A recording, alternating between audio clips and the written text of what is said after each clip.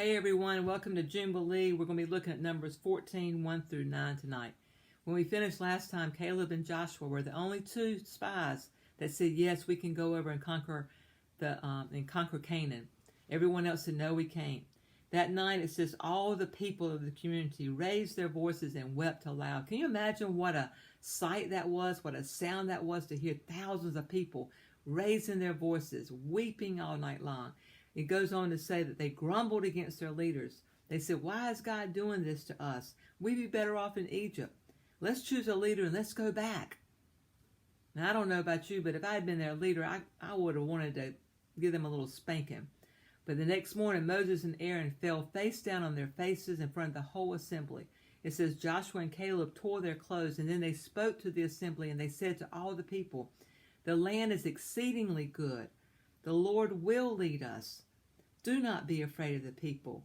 The Lord is with us. Protection is not with them. Protection is with us because God is with us. Do not rebel against the Lord. So what do we take from this small, short passage today? First of all, what causes the breakdown in our families, in our community, in our churches? What causes breakdown? Isn't it the same thing that caused the breakdown in this community? Isn't it when people begin to have temper tantrums, whining, blaming, screaming, hollering, want it my way, want it the easy way? And so my question for us is, how do we contribute to a breakdown? How do we contribute to the breakdowns that occur in our families, that occur in our schools, that occur in our churches? Are you a whiner? Are you a complainer? Are you having a temper tantrum? How do we contribute to the breakdown?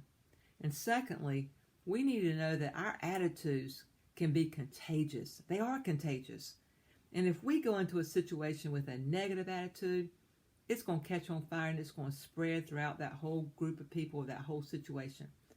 But also, if we go in with a positive attitude, that too will catch on fire and that too will spread. And that will build up and help that community.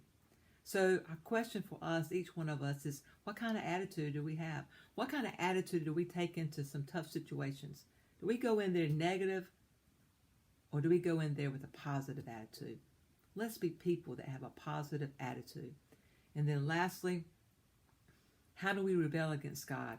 Joshua and Caleb believed that because the people did not trust the Lord and because they did not believe the Lord, that they were rebelling against the Lord. And if that's true, where do we fall short trusting the Lord and believing in Him? And will we choose to ask God to help us trust Him, to help us to believe His word, to help us to believe the words of Joshua and Caleb, that the Lord will lead us. The protection is with us because He is with us, and that we do not have to be afraid.